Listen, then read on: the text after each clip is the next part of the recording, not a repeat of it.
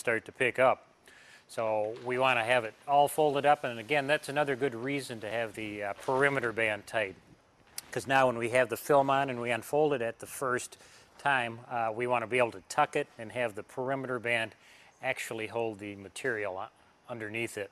Now, as we're putting the film on, we want to have an extra 6 inches at the bow below the perimeter band, and same thing at the stern. Ryan's cutting the film, making sure he has enough to go over the lower unit.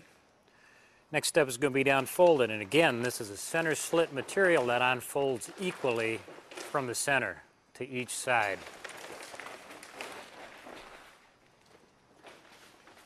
You always want to make sure that the center of the material is on the center of the boat, because it's disheartening when you cut off some when you're already short.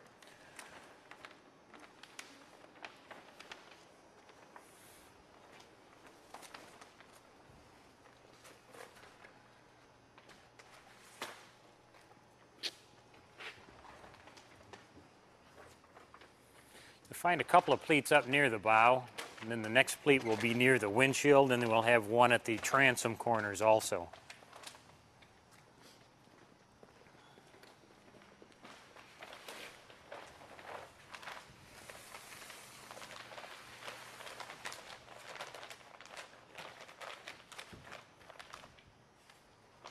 Just tucking enough right now to hold the material on.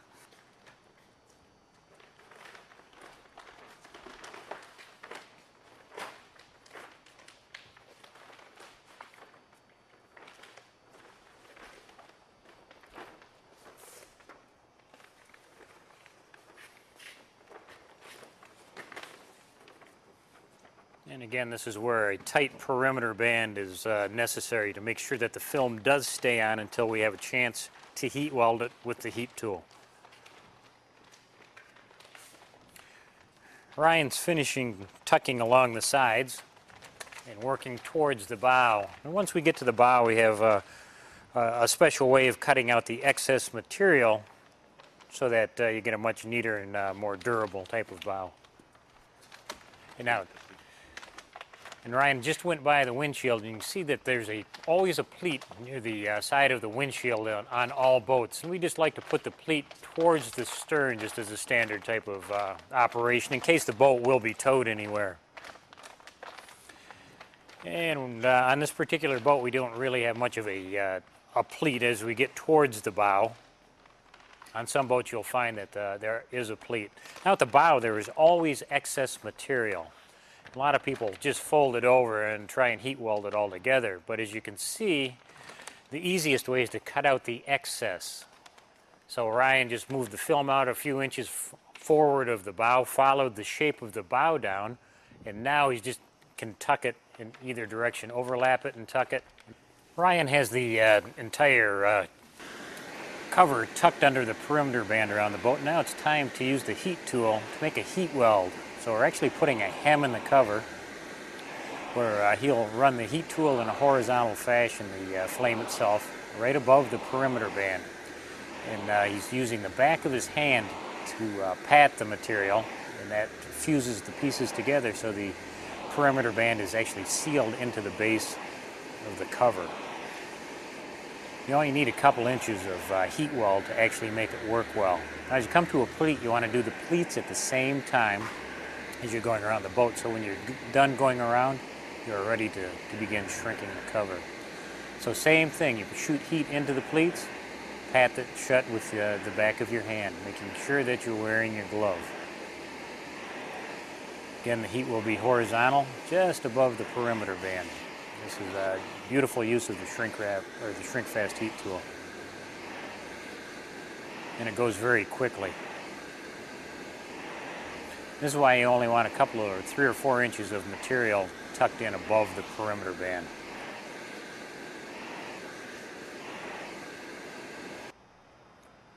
Brian's finishing up now. Both sides of the boat have been heat welded around the perimeter band, so he's going back to the transom and folding the film under and actually holding it up to get a good heat weld, and he'll also be protecting the lower unit at the same time. Well, he's almost done on the stern of the boat. And once we are done at the stern, we have one more major step to do before we can shrink the entire cover. So the hub area on the lower unit will be covered at the and protected now using the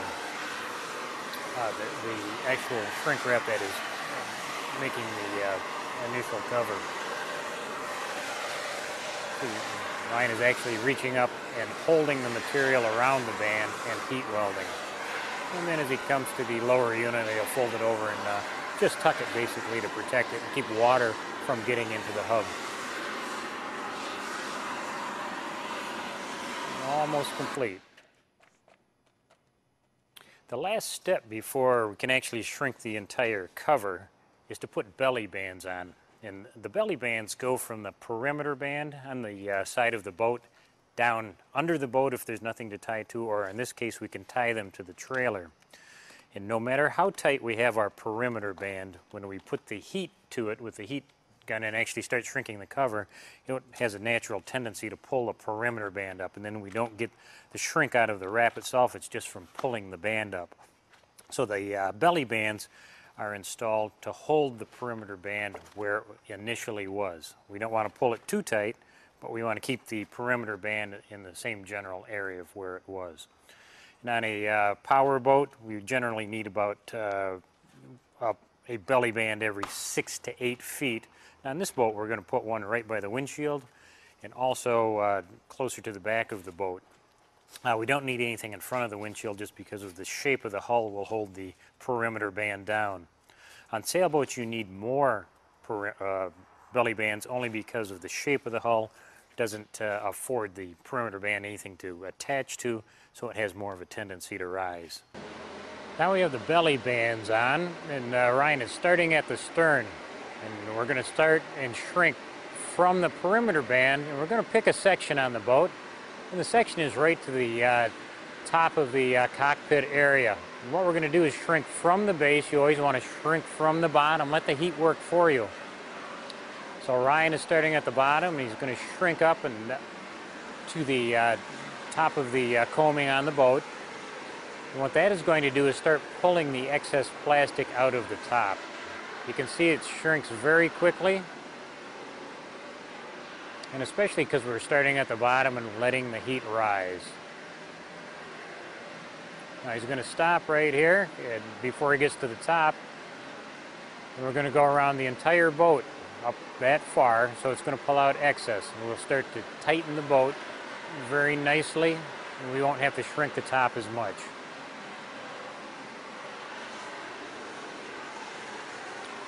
And you want to always wear your glove again at this same time, because you'll be padding the seams and making sure that everything is holding together nicely as you go around the boat.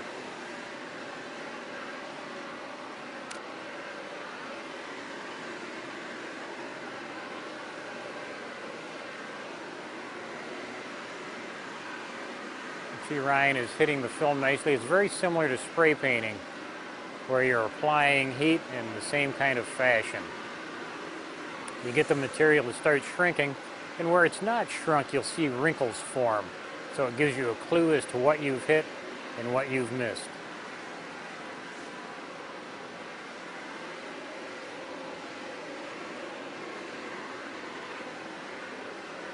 And same thing around the bow. Now we'll do this around the entire boat, and then come back and we'll put an extension on the heat tool and shrink the top. And we'll do that in sections, and the same principles on shrinking this boat will work on larger boats also.